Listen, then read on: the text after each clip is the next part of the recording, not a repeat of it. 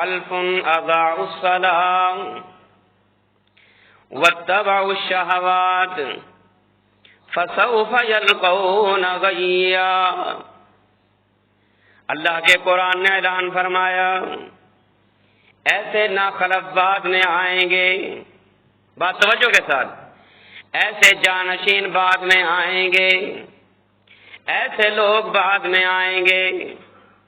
کون؟ فرمایا اضاعوا الصلاۃ، جو نمازوں کی پرواہ نہیں کیا کریں گے۔ ایسے ناخلف آئیں گے جو نمازوں کو تباہ کر دیا کریں گے، ایسے جانشین آئیں گے جو نمازوں کی فکر نہیں کیا کریں گے، اور واتبعوا الشہوات، اور اپنے خواہشان نفسانی کے پیچھے پڑ جائیں گے، اپنے خواہش کو پورا کریں گے، اپنے جسمانی خواہش کو پورا کریں گے، اللہ کے قرآن کی تعلیم سے منہ موڑ لیا کریں گے، اللہ کے ذکر سے منہ موڑ لیا کریں گے۔ معنی تو اس کے اور بھی کیے گئے، لیکن میں اس آیت کا معنی یوں بھی کیا کرتا ہوں، کیا؟ فَخَلَفَ مِن بَعْدِهِمْ خَلْفٌ أَضَاعُوا الصَّلَاةَ وَاتَّبَعُوا الشَّهَوَاتَ۔ میں اس آیت کا معنی یوں بھی کیا کرتا ہوں، ماں باپ دنیا میں رہیں گے، ماں باپ دنیا سے چل بسیں گے، ماں باپ دنیا سے جانے کے بعد ایسے نہ خلف چھوڑ کے جائیں گے، ایسی اولاد چھوڑ کے جائیں گے، اپنی اولاد کو اپنا جانشین تو بنائیں گے اور سمجھتے رہیں گے، لیکن دنیا سے چلے جانے کے بعد اپنی دنیا کی زندگی کے اندر انہوں نے اپنی اولاد کی کبھی پرواہ نہیں کی ہوگی، اپنی اولاد کو کبھی انہوں نے نماز کا نہیں کہا ہوگا، اپنی اولاد کی کبھی فکر نہیں کی ہوگی۔ نتیجہ کیا نکلے گا؟ ماں باپ دنیا سے چلے جائیں گے لیکن نہ خلف چھوڑ جائیں گے، وہ کیا کریں گے؟ اضاعوا الصلاۃ، نمازوں کو چھوڑ دیں گے۔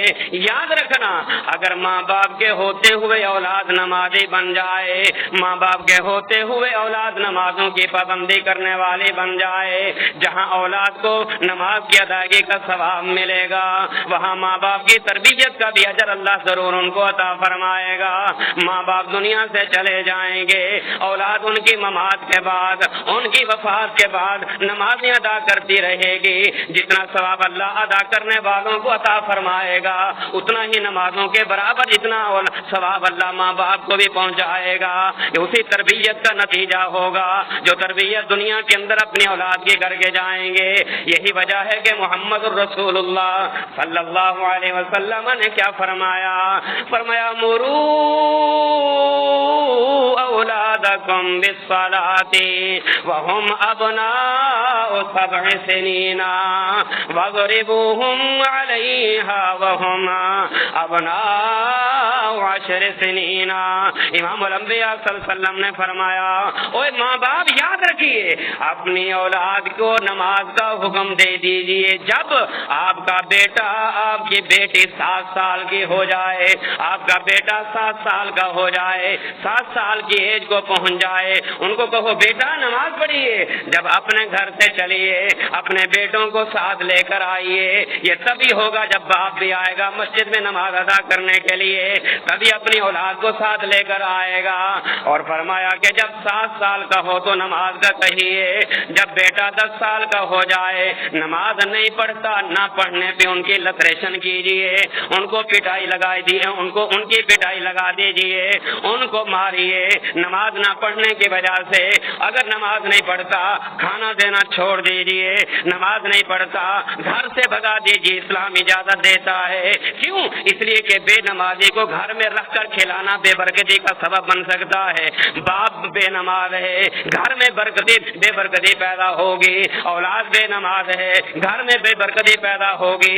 تربیت کرنا ہوگی اپنے اہل و عیال کی، تربیت کرنا ہوگی اپنی اولاد کی، تربیت کرنی ہوگی اپنی بیوی کی۔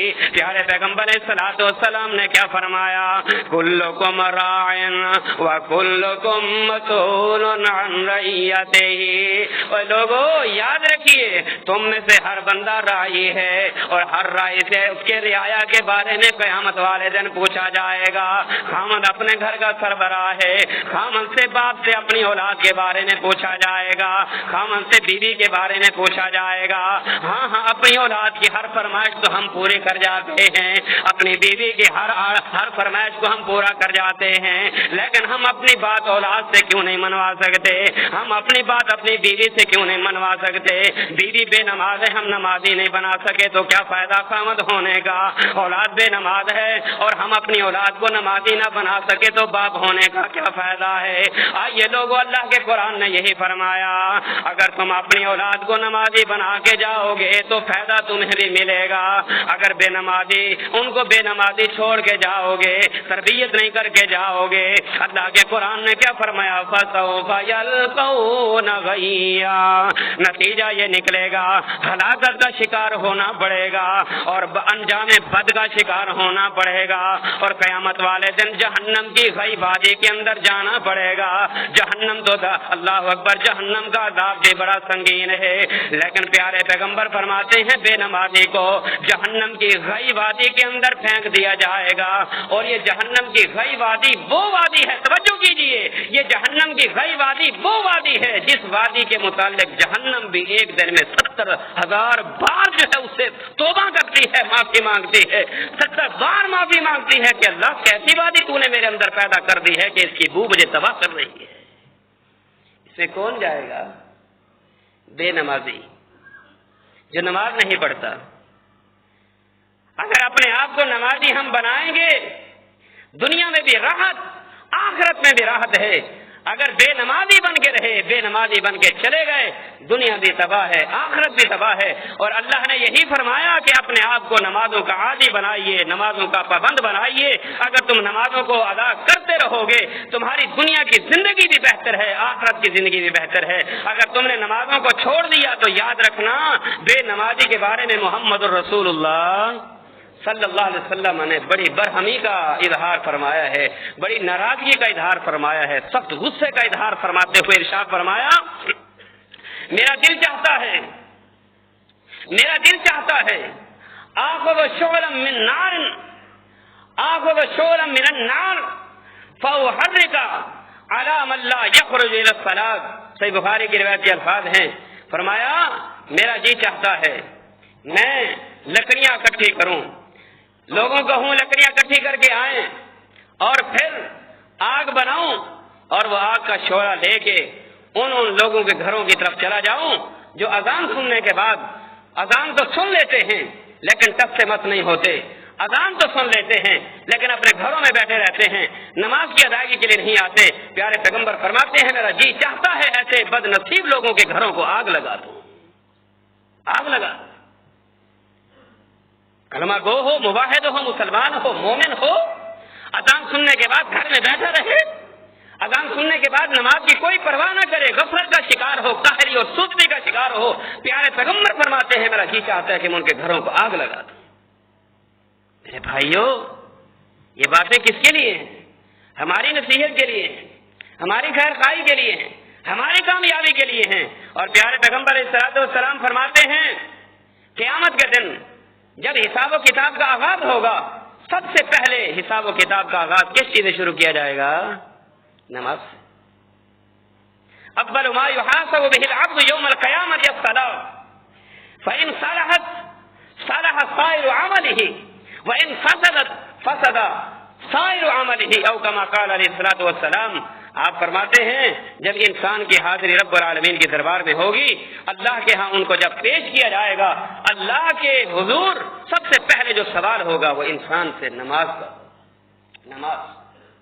ہاں بھی بتا قاری صاحب, امام صاحب, مولوی صاحب, فلاں صاحب آپ نے نماز پڑھی تھی یا نہیں پڑھی تھی؟ اگر اس کے نامہ اعمال میں نماز ہوگی زکات دیکھی جائے گی, نماز ہوگی حج دیکھا جائے گا, نماز ہوگی روزہ دیکھا جائے گا، نماز ہوگی، باقی تمام اعمال دیکھے جائیں گے۔ اگر نماز نہ ہوئی، اس کے علاوہ جہاد ہوا، روزہ ہوا، حج ہوا، زکوٰۃ ہوا، صدقات ہوئے، خیرات ہوئے، سارے اعمال ہوئے، بیکار، بے فائدہ، بے مقصد سمجھے جائیں گے۔ اور فرمایا اگر نماز ہوگی دیگر اعمال فائدہ دیں گے، اگر نماز نہیں ہوگی تو دیگر سارے کے سارے اعمال فساد اور تباہی کا شکار ہو جائیں گے۔ میرے بھائیوں، آخرت کی کامیابی ہم سب کی ضرورت ہے، جنت ہم سب کی ضرورت ہے، اللہ کا دیدار ہم سب کی ضرورت ہے، میدان محشر میں حوض کوثر کا پانی ہم سب کی ضرورت ہے، میدان محشر میں شفاعت ہم سب کی ضرورت ہے، میدان محشر میں جھنڈے کا سایہ ہم سب کی ضرورت ہے۔ لیکن یہ ضرورت میدان محشر کے حوالے سے تبھی پوری ہوگی جب انسان نمازی ہوگا۔